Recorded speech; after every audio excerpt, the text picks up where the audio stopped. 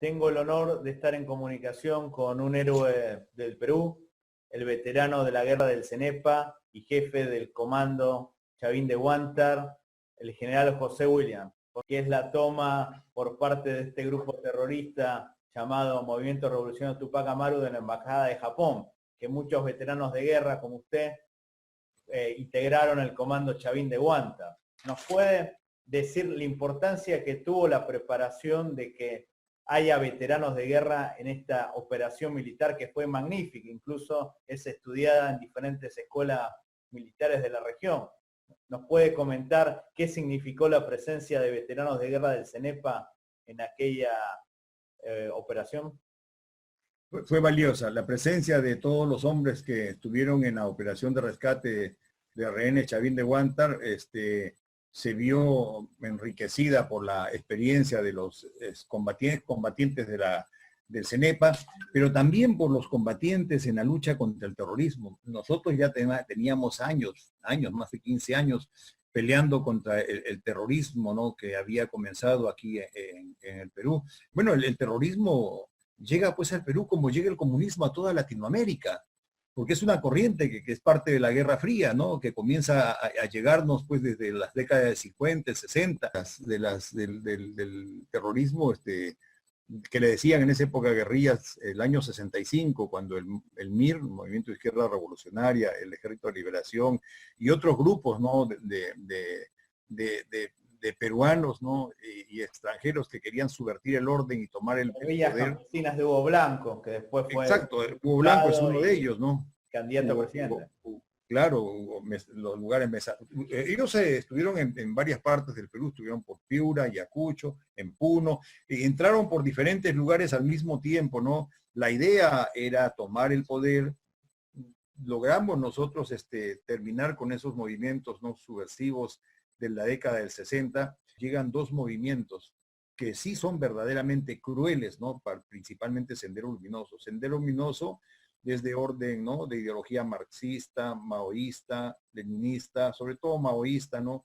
Y lleva dentro de sí el pensamiento de Abimael Guzmán. Es la lucha por el poder que viene desde el campesinado para, ¿no?, alcanzar el gobierno y poder colocar su política, su filosofía. Ellos se prepararon por lo menos unos 12 años antes de su primer acto, que fue en el año 85. Ellos comenzaron casi del 79, no, perdón, de los inicios del 70.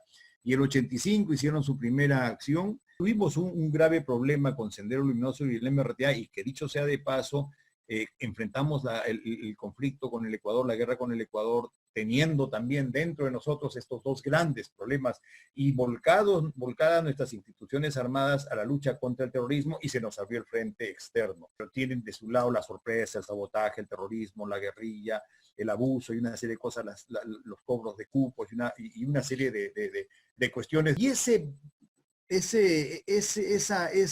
esa parte del MRTA es la que pretende resurgir, pretende volver a hacer historia, volver a tener parte en el quehacer nacional, y es por eso que intentan en dos oportunidades, la segunda sí la consiguen, hacer una acción terrorista, ¿no?, y toman la casa del embajador de Japón. Ya lo habían intentado. Razones tenían, evidentemente una de ellas es pretender que su movimiento vuelva al escenario, vuelva a ser conocido nacional e internacionalmente, vuelva... Y además negociar rehenes.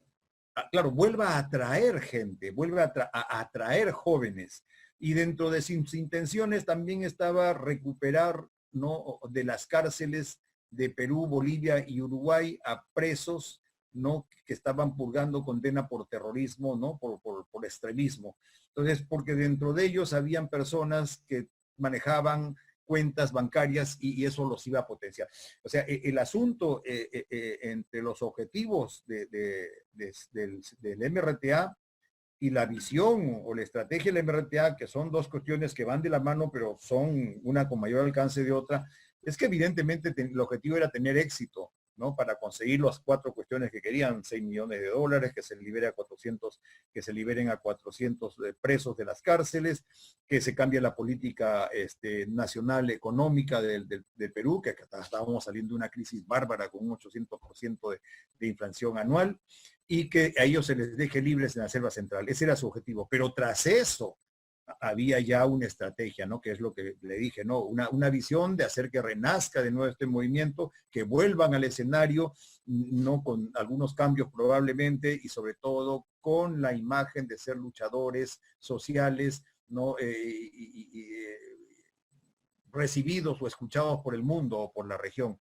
Es por eso que el día 27 de diciembre ellos hacen esa acción terrorista en la casa del embajador, capturan a más de 600 rehenes.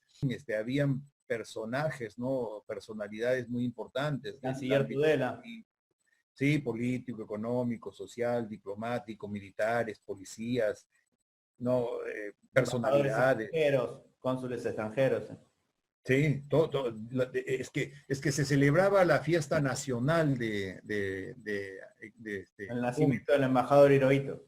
Exactamente. Entonces los invitados eran las personas líderes de diferentes ámbitos, ¿no? Del quehacer de un país y de la región y del mundo. Pues si ahí en esas circunstancias es que ellos piden esas cuatro requerimientos de los cuales les hablé, no le hablé antes, ¿no? La cuestión de la economía, de la economía nacional, me refiero el cambio de la política nacional, económica nacional y las otras 3 consideraciones más. Y a partir de ese momento el Estado peruano, el gobierno y el Estado peruano lo que hacen es optar por 2 vías.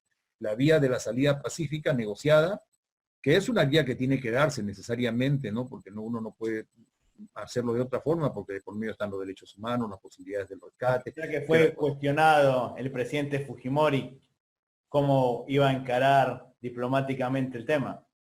Sí, yo creo que para cualquier gobernante, para cualquier político, que de paso es dicho, lo sabemos, ¿no? De que estos temas son de carácter, evidentemente, de decisión política, entonces las decisiones que tienen que tomar son decisiones importantes. Y además, emocionalmente, Fujimori es descendiente de japoneses. Entonces, mientras se intentaba una negociación con una comisión, ¿no? Compuesta por varios personajes, ¿no? Y para intentar Monseñor Cipriani. Estaba el Monseñor Cipriani, gran hombre, gran religioso. Luego también estaba el embajador de Canadá, un representante de la Cruz Roja, un representante de Japón, y el jefe de la delegación era el ministro de Palermo, ministro de Educación de Perú. O sea, la delegación del Estado lo tenían, claro, la delegación de negociación la tenían 3 personas, los otros eran veedores, ¿no? Japón, Canadá eran veedores. Entonces, y la Cruz Roja. Entonces, pero paralelo a esto, como corresponde y cualquier Estado tiene el derecho de poder defenderse, es que se preparó una fuerza de intervención.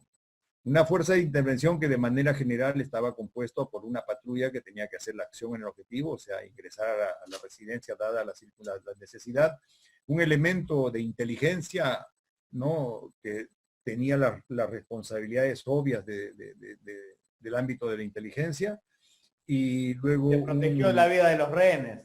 El único que lamentablemente fallece, el fiscal Justin. Claro. Y un grupo también administrativo que se encargó de toda la logística de abastecernos de todo. Entonces, y bueno, se buscó información, entrenamos los 3 meses muy intensamente durante cualquier momento de las 24 horas para actuar de día, de noche o en cualquier circunstancia. Creo que hicimos, en honor a la verdad... ¿Es fundamental tener una réplica de la embajada para que esta operación resulte excelente a nivel militar? Sí, el estándar que alcanzamos fue alto, porque tuvimos una ayuda, ¿no? Para ensayar, para entrenar, que era la misma casa del embajador de Japón, con las medidas exactas de la casa. obtenido de los planos que nos dio la municipalidad y que conseguimos en otros lugares, bueno, que se consiguió por inteligencia, que obviamente no los puedo citar, pero se construyó la casa tal y conforme es, exactamente como es.